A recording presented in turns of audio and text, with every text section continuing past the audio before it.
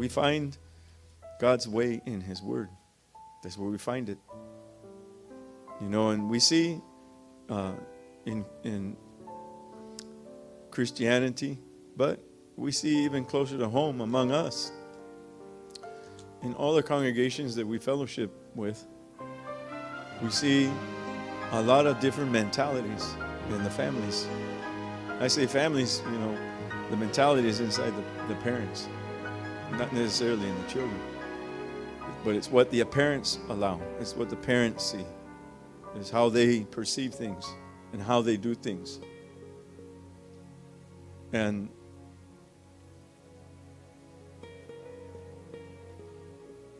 what we see in the Word of the Lord, miramos, ¿verdad?, entre las familias en lo que es el cristianismo, vamos a decir, pero más cercas a la casa, lo que son entre todas las congregaciones en donde nosotros nos movemos y tenemos comunión con los hermanos en las diferentes congregaciones, que hay muchas familias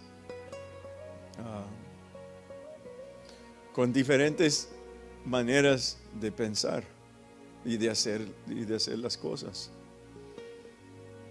Y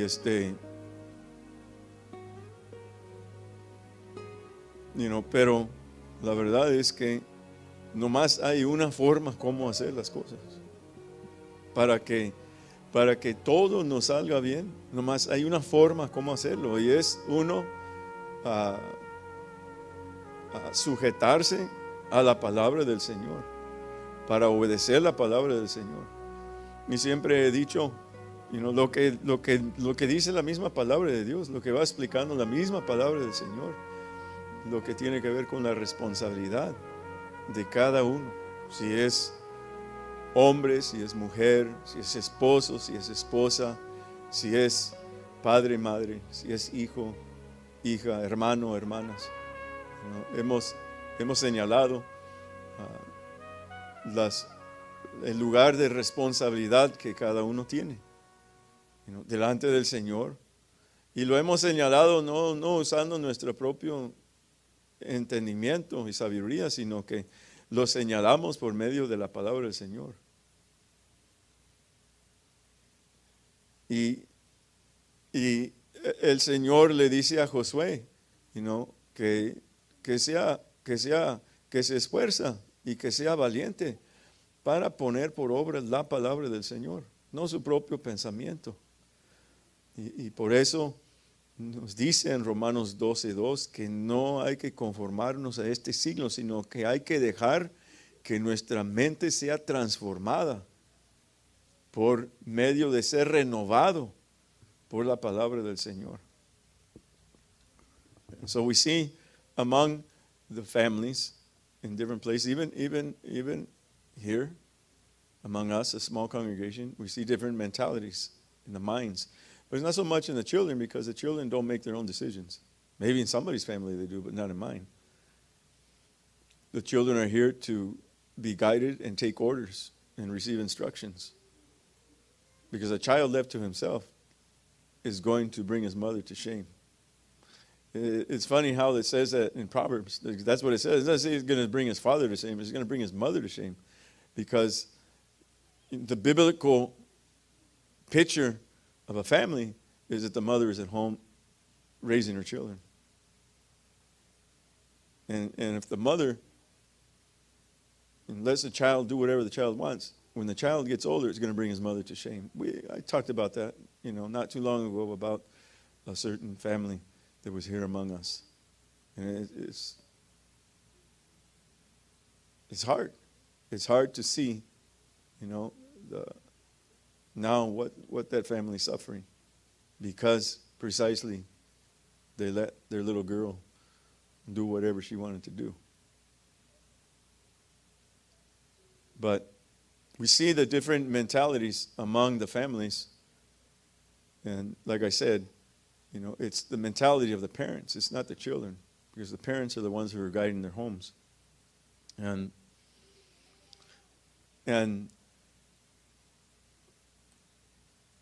And the Lord tells Joshua, he says, only be very strong and courageous. Only be strong and courageous to do all that is commanded to you in the Word of God. Because he says right there, because then and only then will you have good success and things will turn out right for you. And so when we go out and we do, among the Christian families, people, they go outside. Maybe the pastor, he's afraid.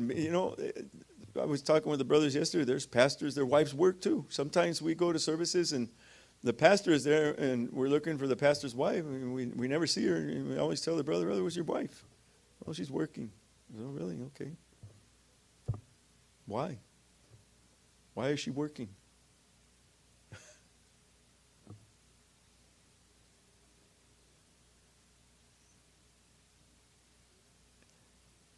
And you see different mentalities. And when you see the different mentalities in pastors among the congregations that we have fellowship with and communion with, it creates a confusion in the minds of the people. And it's really easy. It's really easy for people, in one congregation to think of their pastor as being too hard and too extreme. And it's also easier for another congregation where the pastor is very lenient and doesn't really preach the word of the Lord because he himself isn't really following the word of the Lord. So he can't really preach the word of the Lord the way the word of the Lord is in the word of the Lord. And in that congregation, they go, that brother, that pastor, he's really extreme, But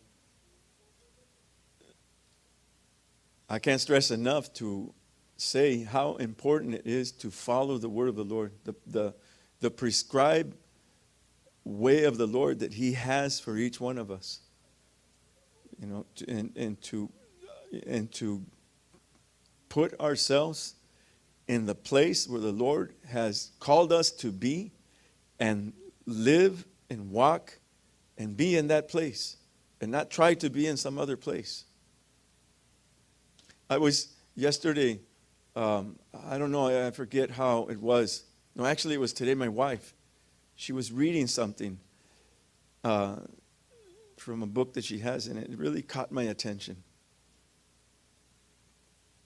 It really caught my attention because it says right there, the father that does not raise up his son and correct his son and on top of his son and instruct his son and teach his son the way of life, that's a father that hates his son.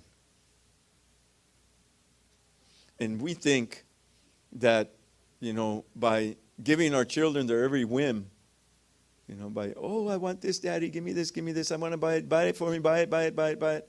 And we go, okay, I'm going to buy it. And you just give them everything they want, and we think that that's love. And we don't correct, we don't instruct them. And it sounds harsh, but it's really true. And I thought about my own life. How my father, and I don't blame my father. By no means do I blame my father, and I don't carry anything against my father. My father passed away years ago, and I'm very thankful that I was able to be there for him in his last days. It was a great blessing. I was with him up to the last moment that I could bear it and be with him, And the last couple of weeks, my older brother took over. But, I think about my own father, how he completely failed to raise me. I'm saying it like that because that's really the truth. He completely failed. So I have no lessons, from anybody that taught me how to be a father. I just have what the Lord is doing in my life. I have the word of the Lord. I thank God for Pastor Ephraim and the way that he's raising his children and guiding his family, because that has been also a guidance, a teaching, and a confirmation also of what I have been doing, And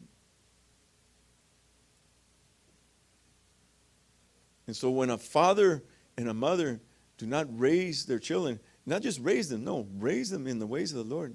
You know, the truth is that father and that mother doesn't love their children. They just don't love their children. And the point that I want to get to right now is that how can we expect results? We want positive results in the Lord, right?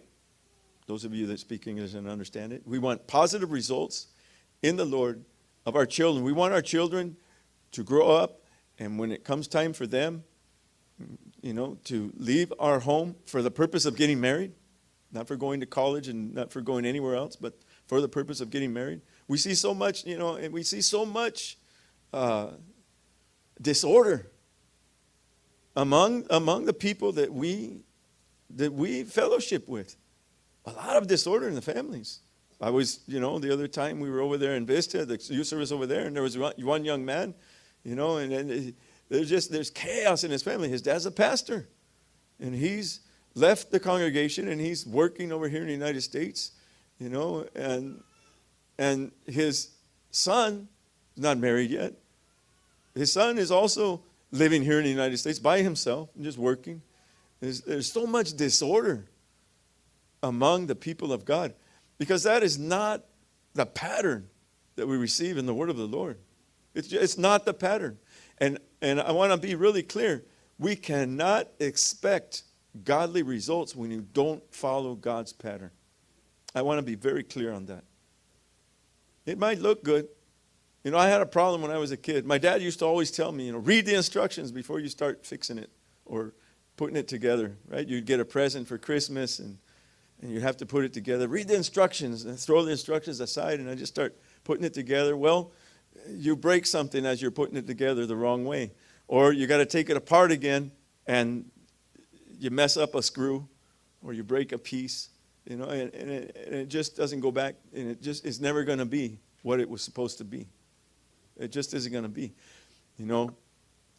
But I do want to say, you know, that, you know, there in the Lord Jesus Christ, there is redemption. There is, you know, you broke a screw trying to take it out, the Lord can fix that. He can renew that screw. If you broke something, as you realize you messed something up, you know, the pastor from me always says something. He says, it's better to do things right than to have to come back afterwards and tear it down and rebuild. There's so much more work to tear it down and rebuild, because you got to tear it down. You got to tear down all of the work that you did wrong.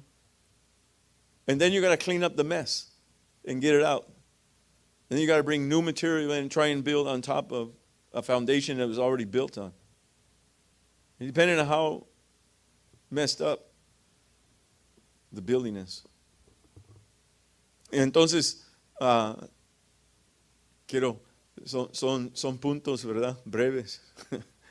Pero quiero llegar a una conclusión bíblico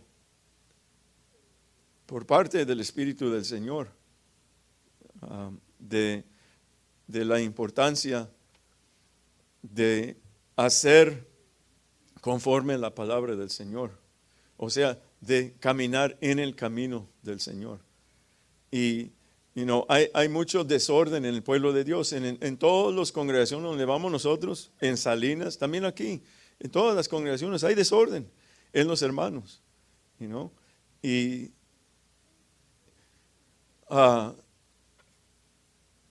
unos porque, you know, hay diferentes razones, no me voy a meter en eso ahorita, pero you know, hay casos